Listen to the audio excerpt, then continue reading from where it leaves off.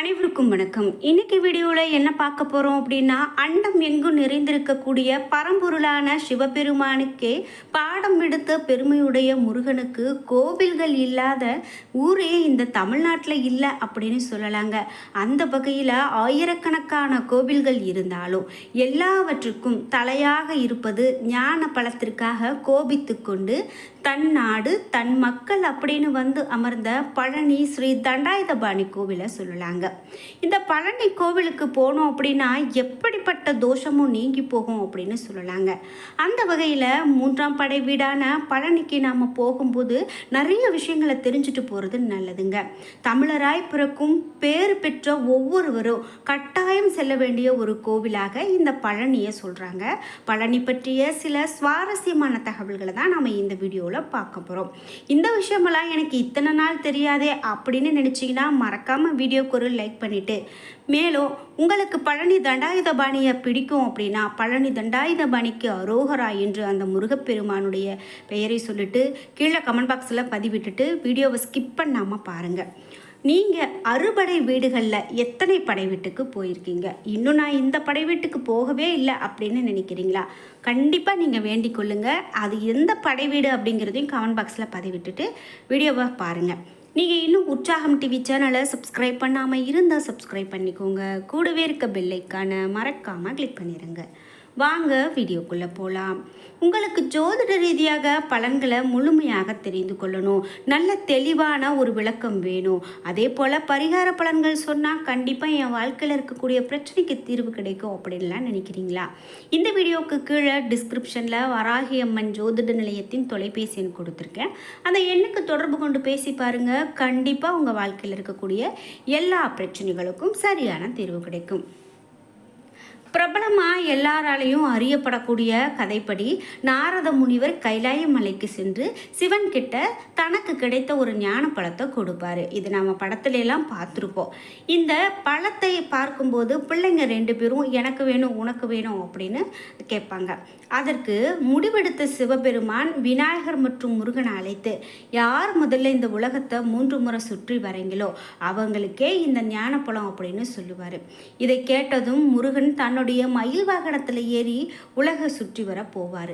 விநாயகரோ சமயோஜிதமாக தன்னுடைய பெற்றோரை தான் தமக்கு உலகம் அப்படின்னு சுற்றி வந்து சிவன் பார்வதி 3 முறை வலம் வந்து ஞானப்பழத்தை பெறுவாங்க.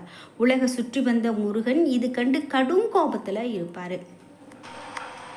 மேலும் பழனி மலையில் முற்றும் துறந்த தவத்தில் ஈடுபடுவார் அப்படின்னு ஒரு புராண வரலாறு உண்டு அப்படின்னு சொல்லலாங்க. இந்த கோவில் பற்றி பார்க்கும்போது நிறைய விஷயங்களை நாம் தெரிந்துட்டு போய் வழிபாடு செய்யும்போது நிச்சயமாக அது கண்டிப்பாக நம்ம வாழ்க்கையில் பல மாற்றங்களை கொடுக்கும் அப்படின்னு சொல்லலாங்க. பழனி முருகன் கோவில் பற்றி பார்க்கும்போது நிறைய ஆச்சரியமான தகவல்கள் இருக்குங்க. அதில் முக்கியமாக பக்தர்களாகிய நாம் இந்த இறைவனை பார்க்கும்போது தரிசனம் செய்யும்போது சாதாரண ஒரு கோலத்தில் இருக்காரு அப்படின்னு சொன்னால் அதை விட அலங்காரம் செய்த அந்த கோலத்தை பார்த்து வழிபாடு செய்யும்போது தான் நிறைய நன்மை கிடைக்கும் அப்படின்னு நினச்சிட்ருக்காங்க. ஆனால் அதை விட ராஜ அலங்கார தரிசனம் செய்வதும் நல்லது, ஆண்டி கோலத்தில் தரிசனம் செய்வதும் நல்லது அப்படின்னு சொல்கிறாங்க.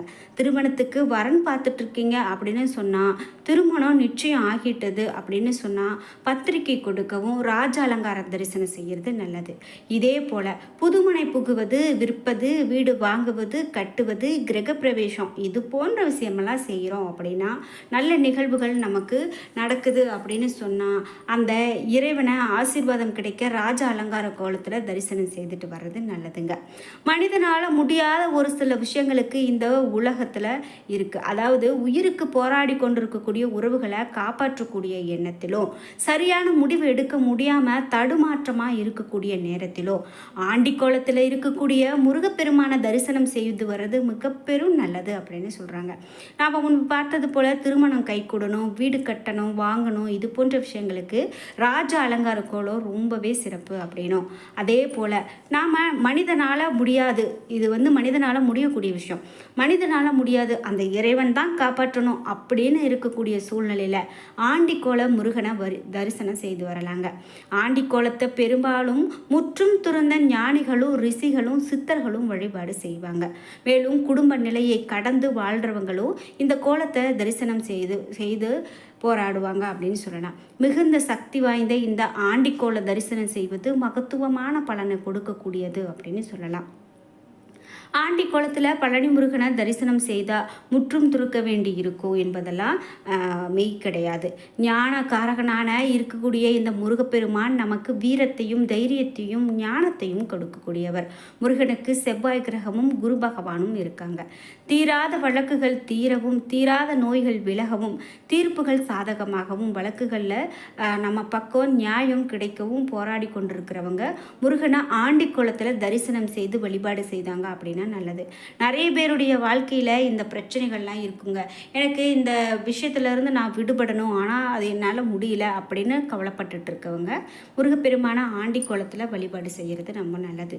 மருத்துவர்களால் கூட கைவிடப்பட்ட நிலையில் இருக்கக்கூடிய நோயாளிகள், வாய் பேச முடியாதவங்க, உடலில் குறைபாடு இருக்கக்கூடியவர்கள், மன ரீதியாக பாதிக்கப்பட்டவர்கள், மன இறுக்கத்தில் இருப்பவர்கள் ஆண்டிக்கோள முருகனை தரிசனம் செய்வதால் சாத்வீகமான உணர்வுகளை அவர்களுடைய மனநிலையை மாற்றும் அப்படின்னும் மனம் சாந்தமுற்று சமத்துவம் பெற்று அமைதி அடையும் எனவும் இதனால் தங்களுக்கு ஏற்பட்ட குறைகள் அனைத்தும் நீங்கக்கூடிய வாய்ப்புகள் இருக்குது.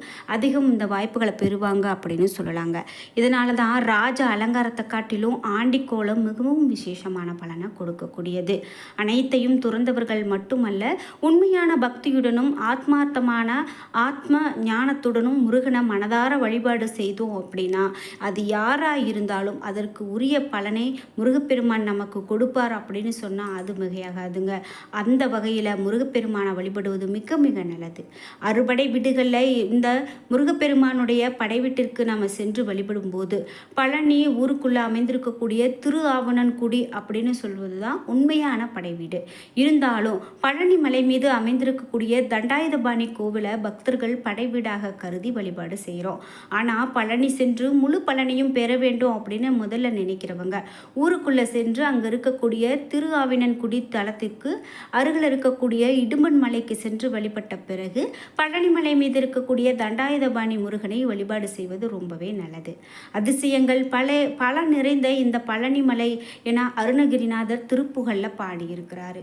இங்கே இருக்கக்கூடிய இந்த நாம் இதன் மூலமாக கையில் தண்டம் ஏந்திய நிலையில் ஆண்டி கோலத்தில் நின்ற கோலத்தில் முருகப்பெருமான் காட்சி கொடுக்கிறாரு.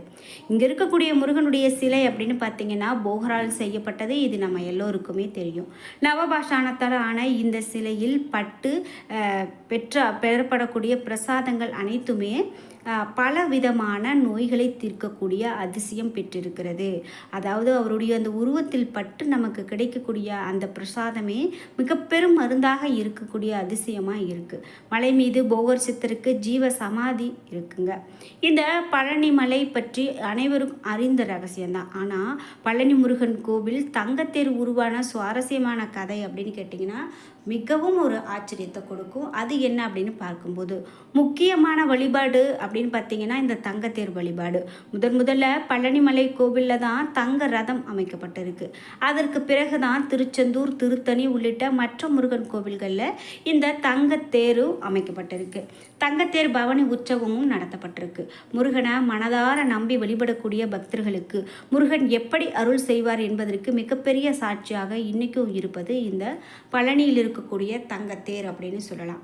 பழனியில் சாது சுவாமி என்று இருந்து வந்திருக்காரு. அவர் தினமும் மலை மீது ஏறி சென்று விட்டு முருகனை தரிசனம் செய்துட்டு வருவாராம். கண்ணீர் விட்டு அழுவாரா. ஏன் அழுகிறீங்க அப்படின்னு கேட்டால், இனி மீண்டும் முருகனை நாளை தானே தரிசனம் செய்ய முடியும், அதுவரை நான் முருகனை பிரிந்திருக்கணுமே அப்படின்னு சொல்லுவாராம். அந்த அளவுக்கு தீவிர முருக பக்தராக இருந்த அவரை பெரும் செல்வந்தரான முருகேச முதலியார் என்று சொல்லக்கூடியவர் வந்து தரிசிக்கிறாரு. அவர் வந்து பழனி கோவிலில் நிர்வாகியாக இருந்திருக்காரு. சாது சாமிகிட்ட சென்று, சுவாமி என்னிடம் அளவில்லாத செல்வம் இருக்குது, ஆனால் பல காலமாக எனக்கு குழந்தை இல்லை அப்படின்னு அவர் சொன்னாராம். என்னுடைய குறை போக நான் என்ன செய்ய வேண்டும் அப்படின்னு கேட்குறாரு. அதற்கு ஏதாவது வழி இருக்கா அப்படின்னு கேட்குறாரு. இதை கேட்ட சாது சுவாமி, இந்த மலையே நிரம்பி வழியக்கூடிய அளவிற்கு பாலபிஷேகம் செய், சிறிதும் யோசிக்காதே அப்படின்னு சொன்னாராம். பல ஊர்களில் இருந்தும் பால் வரவழைக்கப்பட்டு முருகனுக்கு பாலாபிஷேகம் செய்கிறாங்க. அந்த அபிஷேக பால் வழிந்து மலையே நனையுது. மலையில் வழிந்து ஓடக்கூடிய அளவிற்கு அபிஷேகம் செய்கிறாங்க. சிறிது நாட்களில் முருகேசம் அப்படின்னு சொல்லக்கூடியவருக்கு இரட்டை ஆண் குழந்தை பிறக்குது.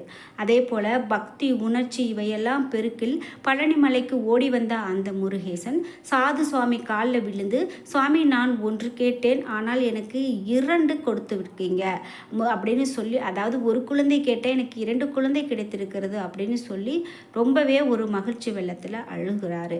அதற்கு பதிலளித்த சாது சுவாமி, நீ கொடுத்தா முருகன் வாழ போகிறார், அனைத்தும் அவனுடையது, உன்னுடைய ஆத்ம திருப்திக்காக அவருக்கு தங்கத்தேர் செய்து வை அப்படின்னு சொல்றாரு. உடனே முருகேசரும் தங்கத்தேர் செய்து கோவிலுக்கு காணிக்கையாக கொடுக்கிறாரு.